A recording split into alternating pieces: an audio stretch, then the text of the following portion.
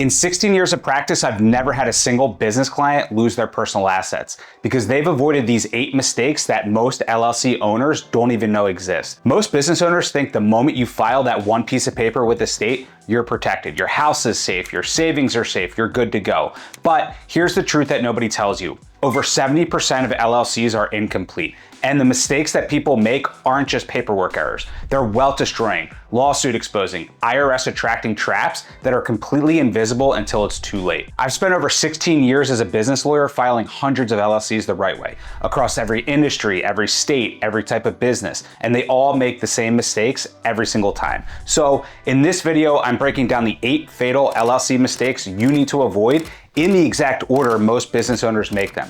What they are, why they're dangerous, and exactly how to fix them. By the end, you'll know whether your LLC is actually protecting you or just giving you a false sense of security. Mistake number 1 is forming in the wrong state. There's an entire corner of the internet telling you to form your LLC in Wyoming or Nevada or Delaware. No income tax, no corporate tax, strong privacy laws. These are real things, but here's what they don't tell you. If you live in a place like California, for example, and you do business in California, California doesn't care whether your LLC is registered. You're operating in their state. You also need to always file in the state you're doing business. Yes, even if it's just operating online. So now you're paying filing fees in Wyoming and California, double compliance, double annual reports. Double the headache, and you've saved exactly nothing. I had a client who formed in Delaware because someone told her it would save her money. 6 months later, California sent a letter, $800 in fees and penalties for operating there without registering as a foreign LLC. Delaware still wanted their annual fee, which should have cost $70, ended up costing $1,500. Form your LLC in the state where you actually do business, where you work, where your employees are, where your property is. The only real exceptions are privacy and real estate. And the privacy piece actually comes up again in a way that most people don't expect, which I'll talk about shortly. If you want maximum privacy, Wyoming doesn't require member names to be public, so maybe file there. Or if you're buying real estate, form in the state where the property is actually located. But for 90% of business owners, your home state is the simplest, so make sure you're filing in the right state. And once you file your initial articles in that state, there are 2 things that most people miss, and both put your personal information on public record permanently. Which leads to mistake number 2, wrong address.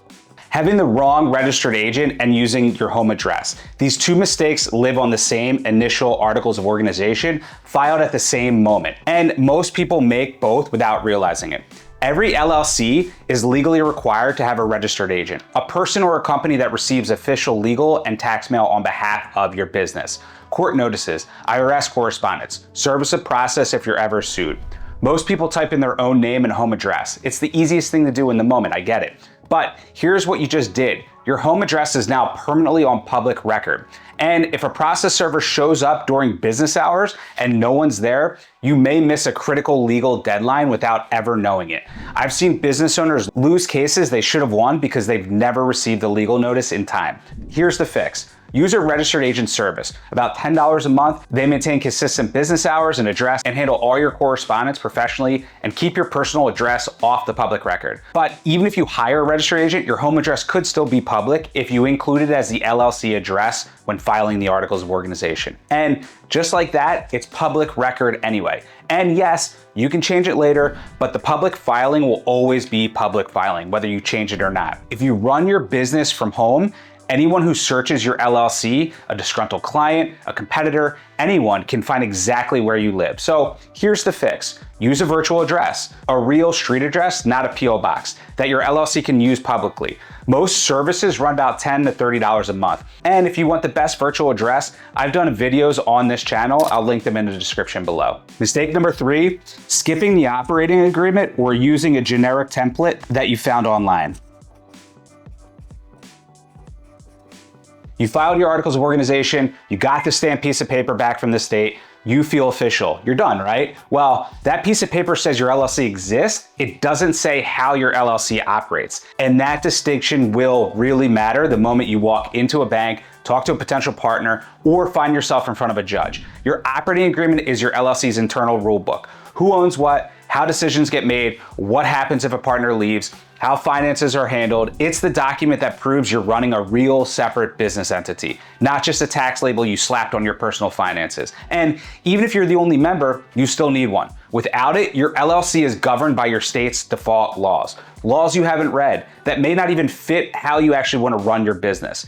In court, if you can't show an operating agreement or any other documentation that you've been treating the LLC as a separate entity, a judge can decide it isn't one. And there goes your liability protection. Treat your single member LLC like a multi-member LLC. Document major decisions. Have the agreement. It feels like overkill until one day it saves everything that you've built. So now you've got the filing done right and the agreement in place, the LLC exists on paper exactly the way it should. And then the money starts moving in and out, which brings me to mistake number 4. But before we talk about number 4, if you're enjoying this video, please hit that like button below. It's gonna tell YouTube that other business owners like yourself will find this video valuable so that they can learn to avoid these LLC mistakes too. Mistake number 4, mixing finances.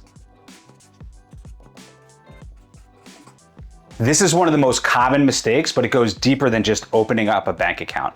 Here's the legal term. It's called co-mingling. The moment that your personal and business funds are mixed together, a court can look at your finances and decide that there's no real separation between you and your LLC. And when that happens, your personal assets are fully exposed. Your house, your savings, your personal accounts, all of it back on the table. This is what lawyers call piercing the corporate veil, and it's one of the most common ways LLC protection gets stripped away entirely.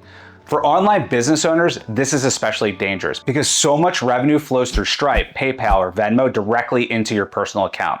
By the time that people realize it, months of income are sitting in the wrong place. So here's the fix. The moment your articles of organization are approved and you receive your EIN, open a business checking account in your LLC's name, using the EIN, not your social security number. Every business dollar in comes through that account. Every business expense comes out of it. Clean, documented, separate. And then take it one step further. Apply for a business credit card immediately after. Here's where most people stop and where the second layer of this mistake begins. Every time you run business expenses on your personal card, you're building your business's financial track record in the wrong place. You could run a profitable operation for 5 years, pay every bill on time, and still get denied for a business loan because all of that history lived on your personal credit, not your LLC's. You built the track record in the wrong place. So clean books protect the LLC. You're not just keeping things clean, you're building your LLC's financial identity. So now your finances are clean and the LLC is the entity receiving the money, but the moment that someone sends you a contract, most people sign it in a way that makes all of this irrelevant. Which brings me to mistake number 5, signing contracts in your name. You did the right things, you set up the LLC, you open the bank account, you're running your business through it, and then someone sends you a contract and you just signed it in your own name. Done. That single signature can erase everything you've built. Here's what just happened legally. The moment that you sign a contract in your personal name instead of on behalf of your LLC, you're part of that agreement. Not the business, you personally. Which means that if something goes wrong, a dispute, a lawsuit, they're coming after you. The liability wall doesn't exist anymore for that transaction. This happens consistently with coaches and freelancers. A client sends a simple agreement, your name's already in the opening paragraph, and you sign it without noticing. I've seen this one mistake expose clients to personal liability on deals worth hundreds of thousands of dollars. One signature line. Here's exactly though how it should look when you sign on behalf of your LLC. So let's just say the company is Sauer Legal LLC, and underneath we would do an Illinois limited liability company. And then you're gonna have a by colon, and then the line. This is where you're gonna sign right here. You sign right here, and underneath, you would have name, your name, Evan Sauer, and then it's, which designates your title, and for me, it would be the manager. You can be the member, or whatever your title is, and then you sign this line here, and now you're signing on behalf of your LLC, not individually. That structure makes it clear. The LLC is the party, you're signing on behalf of the LLC, not as an individual. And if a contract comes in with your personal name instead of your LLC's name, don't just sign it, ask them to fix it first. It's a small request that protects everything that you've built. Now your contracts are signed correctly, finances are clean, and at this point, most people feel like the LLC is airtight. And then they start a second income stream and put it right inside the same entity. And that's where the whole structure starts to break apart. Which brings me to mistake number 6, using one LLC for everything, or for multiple businesses. This one makes total logical sense on the surface. You've already got the LLC, you're already paying the annual fees. Why set up a whole new entity just because you started a second income stream? But here's exactly why. Let's say you're running a coaching business, for example, and a digital products business under that same LLC. Two completely different liability profiles. Now, imagine someone sues you over the coaching side. Because both businesses live inside the same LLC, everything inside that entity is exposed, including every dollar and every contract from the digital products business that had absolutely nothing to do with what happened. That person can reach into the pockets now of both businesses. One lawsuit and one business just took down everything. If each business and income stream was under its own LLC, on the other hand, the person who wins the lawsuit can only grab what's inside that one LLC that was sued, not both. The entire purpose of the LLC is to contain liability, but containment only works when the businesses are actually separated. So think about it, a fire in one room burns the whole house. One LLC per business. Yes, it means more filing fees, more maintenance, but compare that to the cost to losing everything in business A because of something that happened in business B. Separate entities, clean contracts, clean finances. The structure looks right from the outside, but there's something no LLC structure covers, something that has nothing to do with how you set it up. And most business owners never find out about it until after something goes wrong, which brings me to mistake number 7, thinking your LLC covers everything.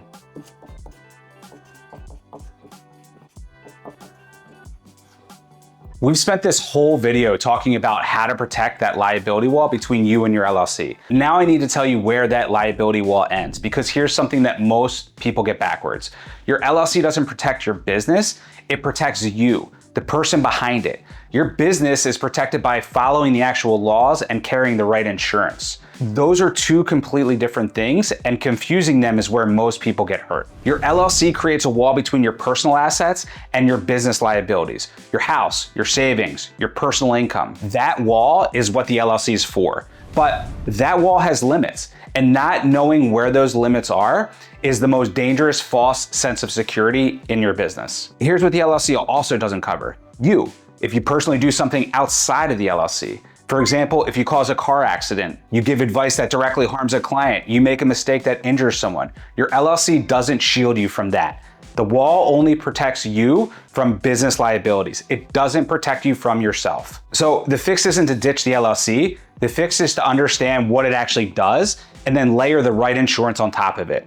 Your LLC handles one side of protection, your insurance handles the other. One without the other leaves gaps. And the goal isn't just to have an LLC, it's to make sure that when something goes wrong, you are completely actually protected on both sides. So now you know where the protection ends, but here's the part that catches people who did everything else right. The LLC itself can quietly stop being valid without you ever knowing it happened. Mistake number 8. Not updating and filing required documents each year. This one doesn't get a section in most LLC videos, and it should. Filing your articles of organization is the beginning, not the end. Your LLC is a living legal entity, and it requires ongoing maintenance to stay valid and keep that liability wall standing. Most states have annual filing requirements, reports, fees, and renewals. Miss them, and your LLC can be suspended or dissolved by the state. Here's what nobody tells you. If your LLC is dissolved when something goes wrong, you can lose that liability protection retroactively for that period. Beyond filings, your EIN needs to be active and updated if needed. Your operating agreement needs to be updated if ownership structure or other major terms change. You add a partner, you bring in an investor, or you add a new business line. Document it. Running a properly maintained LLC means treating it like a real entity because legally, that's exactly what it is. The moment that you stop treating it like one, a court might agree with you. Set a calendar reminder every year. Pull your state's Secretary of State page, confirm your filing is current, confirm your registered agent is still active, and confirm your operating agreement reflects how the business actually runs. It only takes 20 minutes, and the cost of not doing it could be everything. So let's zoom out. 8 mistakes, each one invisible until it's too late. Forming in the wrong state, leaving your home address on the public filing, skipping the operating agreement, mixing personal and business finances, signing contracts in your personal name, running multiple businesses under one LLC, assuming your LLC covers everything, including you, and treating your LLC as a one-time filing instead of an ongoing entity. None of these are complicated, but every single one of them quietly destroys the protection wall between you and the LLC without you ever realizing it's happening. Remember, your LLC doesn't protect your business, it protects you. And your entire job as an LLC owner is to make sure that protection wall never has a crack in it. And if you're starting from scratch and want the complete walkthrough on how to form your LLC correctly from day one, just go watch this video right here.